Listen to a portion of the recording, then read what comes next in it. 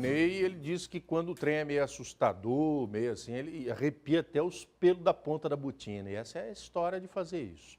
Está com quase 50 anos que aconteceu o caso Maria Sintra, uma mulher de Lins que relatou ter visto, e não só isso, mantido contato com criaturas de outro mundo, extraterrestres. E a investigação foi feita oficialmente pela Força Aérea Brasileira na época.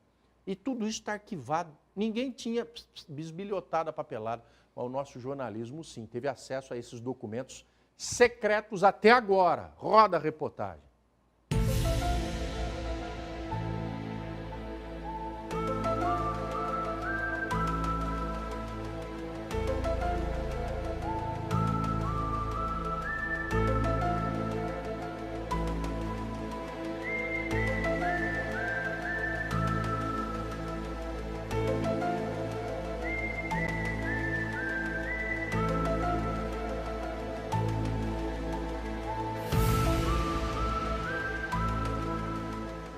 Não é de hoje que aparições de supostos extraterrestres ganham destaque na TV e principalmente na internet.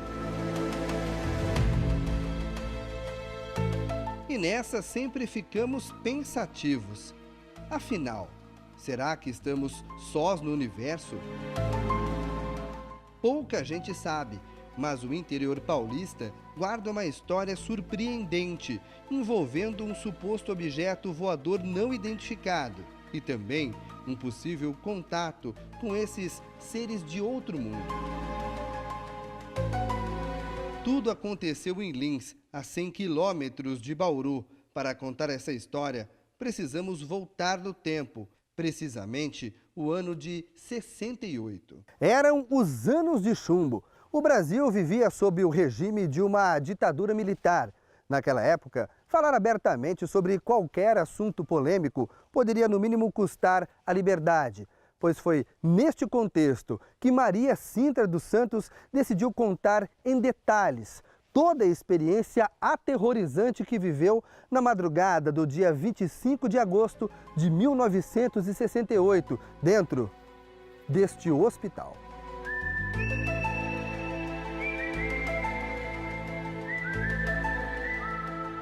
Ela era funcionária deste hospital, um gigantesco complexo que atende pacientes psiquiátricos. Ela diz ter sido testemunha de algo jamais relatado no Brasil até então. Numa entrevista a um radialista da cidade, Maria contou como acordou em plena madrugada por um barulho estranho. Eu estava dormindo, quando eu acordei com um barulho, que nem uma embreagem. Abri a janela, quando abri a janela, vi uma mulher lá embaixo. Peguei e disse para ela, espera um pouquinho que eu já vou aí, abrir a porta. Levantei, abri a porta, quando abri a porta tinha uma mulher com altura média, clara, pegou e eu dei a garrafa para ela, eu segui o bebedouro. Segui no corredor, abri a porta e entreguei a garrafa para ela, ela pegou e bateu assim no meu ombro, embaúra, embaúra. Depois de oferecer a garrafa com água, a mulher resolveu ir embora. Foram poucos minutos de um contato inesquecível. Foi quando ela descobriu que não era algo deste mundo. Ela veio de pegar e ir para o caminho, ela entrou no canteiro. Quando ela entrou no canteiro, tinha um aparelho alto, dessa altura assim. Ela entrou com a maior facilidade. Entrou, o mesmo barulho que fez para descer, fez para subir. Subiu. Que escureceu tudo, apagou toda a luz, fiquei no escuro, ficou só aquele cartão iluminando. Daí eu gritei bastante, teve gente que ouviu, mas como é lugar de fazer internação, pensou que era internação que estava fazendo. Maria Sintra descreveu como era o objeto voador, que brilhava e tinha formato de um sino. Dentro do aparelho tinha outra pessoa, com uma luz cor de alpaca, a luz do aparelho era cor de alpaca, e tinha outra pessoa. Que eu vi quando virou a mão, subiu. Tinha outra pessoa, mas não sei se é homem ou se é mulher. E tinha sino, e o sinão. Você já viu o sino? Desse sinão de ferro? Era o formato desse sinão. A história marcante caiu no colo dos militares. Naquela época, a cidade de Lins já era sede de um grande quartel do Exército Brasileiro. E logo, eles trataram de entrevistar a funcionária do hospital. E não foi só isso. Oficiais da Força Aérea Brasileira abriram uma investigação formal para relatar ao alto comando tudo o que ela tinha visto e presenciado.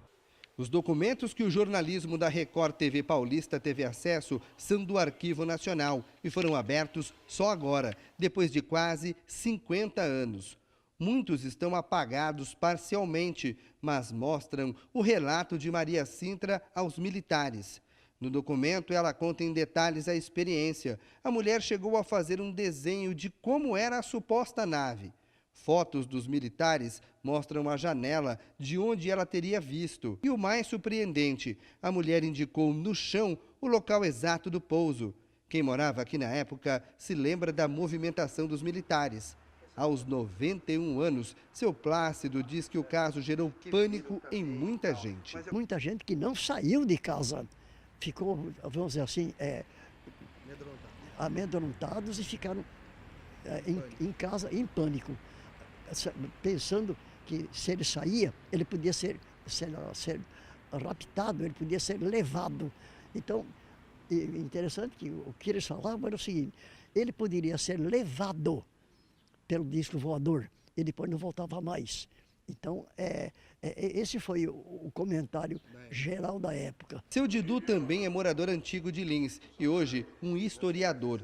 O caso foi de tanta repercussão que ganhou um mural no museu da cidade. Até hoje, é impossível falar da história da cidade de Lins sem deixar de lado o caso Maria Sintra. Isso aqui virou atração turística, né? Quer dizer, vinha gente de tudo quanto é lado para a noite, em torno do aeroporto, ou naquele tempo ainda estava construindo a BR-153, o pessoal ficava lá num lugar ermo, né, que dava para ver bem o céu. Então, virou loucura. A repercussão da presença de disco voador em Lins foi tão grande que tinha uma firma de São Paulo chamada Fotóptica, não sei se ela existe, é uma firma muito antiga, né? Que vendia material de filmadora, máquina fotográfica e tal.